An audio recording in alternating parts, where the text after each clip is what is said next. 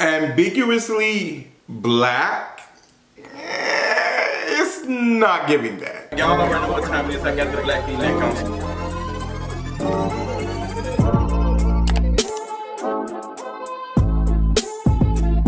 What's going on, you all?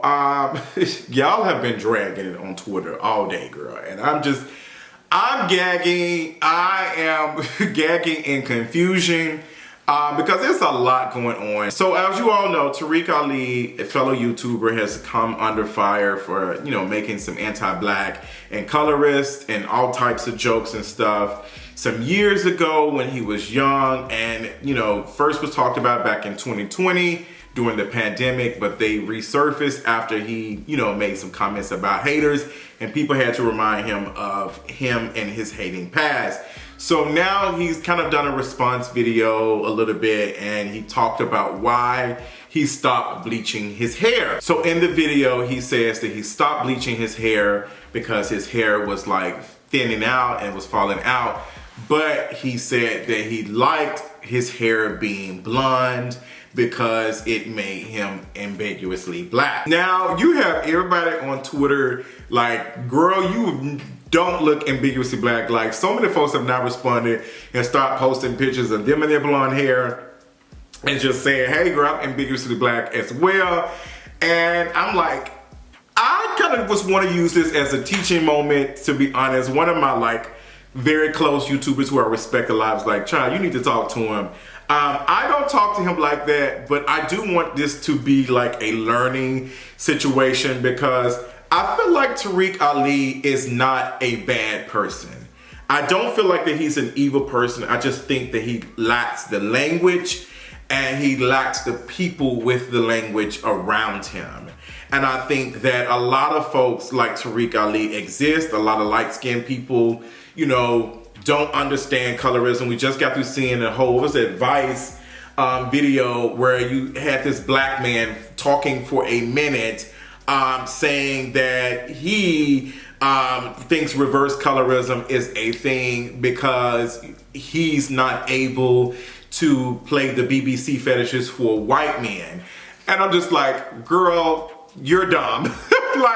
I'm gonna have to just take words from my fave T and just start calling people dumb, because that's what you all are. Like, y'all are just dumb. Like, reverse colorism is not a thing. And shout out to the black folks on that panel, the very limited amount of dark-skinned black people that were visible on there that understood colorism. Shout out to the darkest hue. Love her content down. Follow her on Instagram. Also, shout out to Maya, who was very just owned the moment and was just calling a thing and just talking about isms and stuff. I really don't suggest that black folks watch this episode of Vice, because honestly Vice is trying to repackage and do what the Grapevine was doing, and it's just not really good. It's just not really good. There's not a lot of folks with good politics on this panel. If we're gonna talk about colorism, it needs to be dark-skinned people in the room. The people who, if we're gonna really talk about colorism, if we are really intentional in having a conversation about colorism, dark-skinned people need to be present. They need to be the most present folks in the group, in the conversation. And you only have two dark-skinned people in this conversation. You have folks who are ambiguously black on the panel talking about, who do have a surface, I would say, understanding the colorism and stuff, but it needs to be centered around dark skin. If you are automatically doing a panel and you're talking about colorism and you're not having dark skinned people on the panel, enough dark skinned people on the panel, you're really just showing us what colorism is by definition. Dark skinned people, even in this moment, talking about colorism are not even centered around, because y'all don't have that many dark-skinned people on the panel. What is going on? There's so many dark-skinned people that I know who have whole conversations about colorism. And I appreciate these two dark-skinned folks for sticking up and having conversation about this, but it's just failing us once again. And I felt so bad for them trying to fight and trying to educate. These are the smartest ones in the room, and you have folks trying to overtalk them. It pissed me off to the highest positivity. And Vice is sitting here making money off of this. We've now given a platform to this black man who is upset that white men don't like him. Child, white men are not even fetishizing you because they don't like black men. Point blank, period. Like, they like other white men. That's your problem. So, girl, I don't get it. But back on the conversation, it's just a lot of light-skinned folks just don't understand the definition, or don't understand colorism, point blank, period. So I want to talk about Tariq Ali, and I think we really can kind of focus on him saying that he thought he was ambiguously black. I think that he wanted to be perceived as ambiguously black. I think that he wanted people to see him, and he wanted to be further away from blackness as possible. And shout out to my guy, Kaveri. We had a really good conversation about it earlier. He has a podcast and everything. Y'all follow him on Twitter. It's Kaveri. He has some really good thought-provoking analysis on a lot of things. Love him down. But we had a conversation, we were just talking, like, I got what Tariq Ali was saying. I got that Tariq Ali was trying to say, hey, yes, this is I did not like my blackness. I did not like, I was doing these things. And I think that he wanted to be perceived and wanted to be seen as not that black. And a lot of folks, like, people just think, oh, he just blonded, he just dyed his hair. That doesn't make him non-black or whatever, but that made him safer to folks. Like, I'm going to be completely honest, and this is not a dig at all, but this is just a conversation of the entertainment industry and black folks in entertainment and all of that. The further you are away from your blackness as a black content creator or a black name, the more you grow in the industry. Like, the more you separate yourself from blackness. That doesn't have to be necessarily with you bleaching your skin or you bleaching your hair or whatever. It's just like even activities, even culture norms, even things that you just kind of just throw away to make it seem as though you're a safe, happy Negro to make white folks feel comfortable. And I think in this moment, Tariq Ali in this video was understanding that a lot of his fame and a lot of people watching him and enjoying his content was because of the way he looks. And I've literally had conversations with people who watch his content just to be doing some, anecdotal evidence and just doing a little research or whatever, not no full-fledged research, but just listening to people describe him. They will always say, oh, he just so handsome. I just love how he looks on camera. He's just so beautiful. And they never really ever talk about a specific video that he has done that just was groundbreaking. And for them, it's always leading with he is desirable. And him being desirable allowed him to be able to play this healer. He even said on his own podcast that he believes that God put him through these things so he can be able to help others. And I don't know if I want to call this narcissism or him trying to escape accountability or all of the things above. But I don't believe that you are the chosen Messiah to go through these experiences to teach others, because you really haven't taught us anything that people have not already talked about. If you wanted to have a conversation about colorism and anti-blackness, you could have been doing it on your platform. But to try to call yourself a healer and then the response immediately when you're being called out and held accountable for harming your community is you blowing a kissy face and being irritated about folks bringing up some stuff that you put out. It's not healing energy at all. You should understand that, hey, I said some harmful things, I harmed the community, and you know what, let me take accountability for that and let me continue to do the work, because these people that are harmed might not ever watch my content again. They might not ever accept my apology. But I will be forever apologizing and understanding that my words do mean things and that I hurt a group of people. But now you have folks like really missing what was really the conversation from the beginning, is that Tariq Ali was saying some very harmful things, and I don't think that he has changed that much. I don't think he's a like full-blown colorist, but I still think that colorism shows up in his dating. I think colorism shows up in who he surrounds himself with. I think colorism shows up in how he moves. As a person who's seen him like in public and like doing YouTube things and stuff, I would say like Tariq, like you kind of give elitist tease. Like that's why I wasn't really surprised that you were saying these things, because I feel like when you are surrounding yourself around folks who are, you know, making money and doing these things in Hollywood and whatever, like you're not surrounding yourself around good people. You are surrounding yourself in like folks who are doing just as well as you.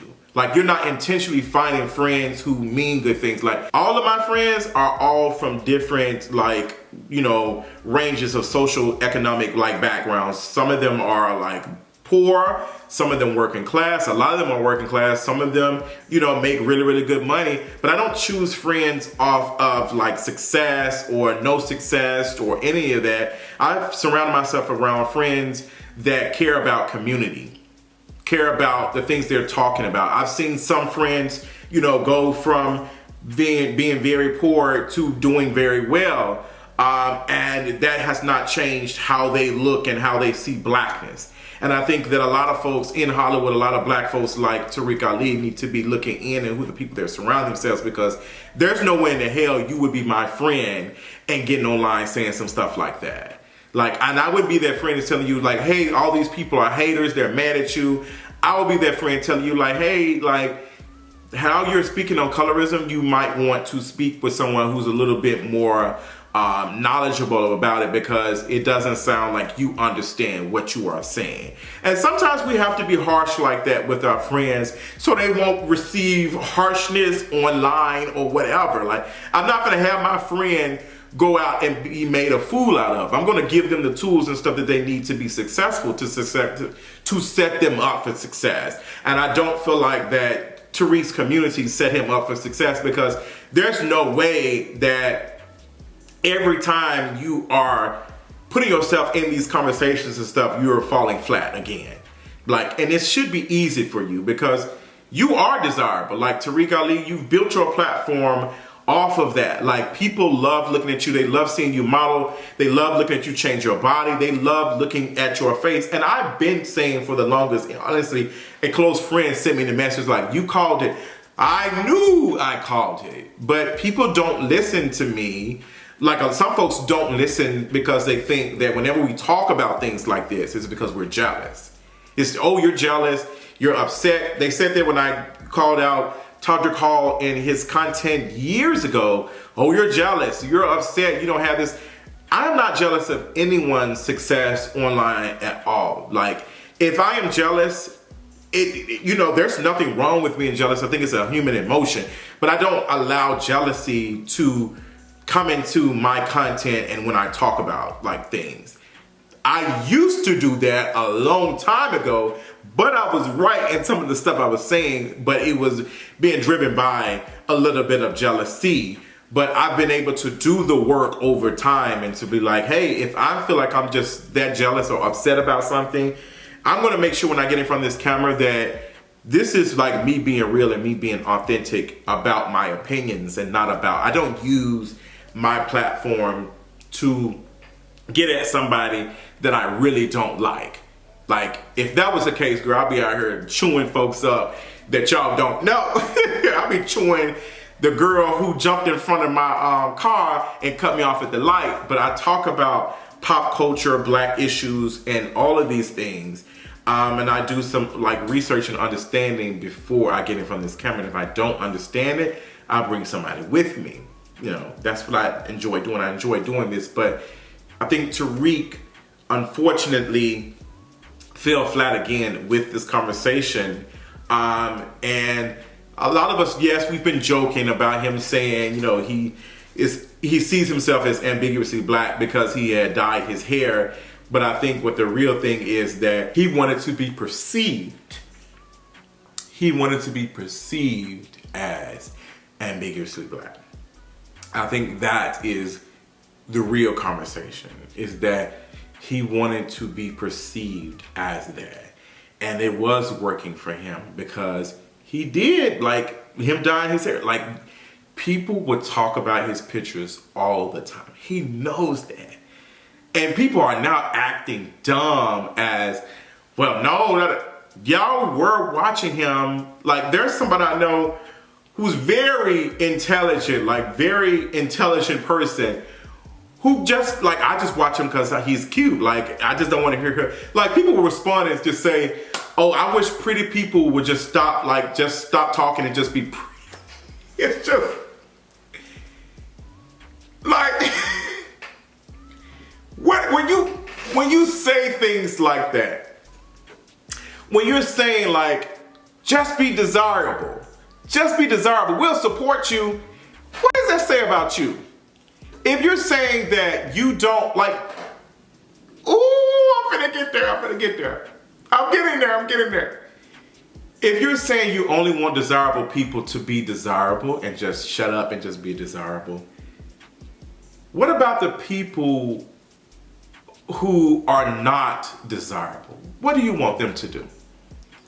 If you just want them, so you're saying that you're only supporting this person, you're only doing this because they are desirable, and that they are allowed to be ignorant. They can hold these truths, they can hold these ideologies and things as long as they just shut up and be desirable. What does that say about the capital that comes with desire? What does that say when you now know that this person is ignorant? You now know that this person is a colorist. You now know this person has a history of colorism.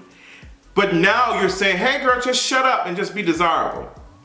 What does that say about if we're thinking automatically, because automatically we're giving grace to someone for looking like Tariq. We don't expect anyone, which I said from the very beginning, people don't expect Tariq Ali to say anything like that. So it's to say that I automatically believe that you are a good person because you are desirable.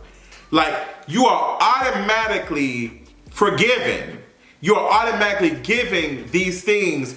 You don't do any wrong because you are desirable. What does that say about the people who are undesirable? What does that say about them? The folks who are not looking like Tariq Ali.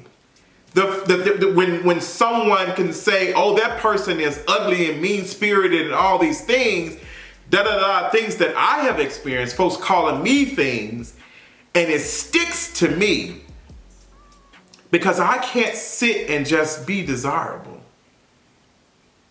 I can't just sit and be desirable.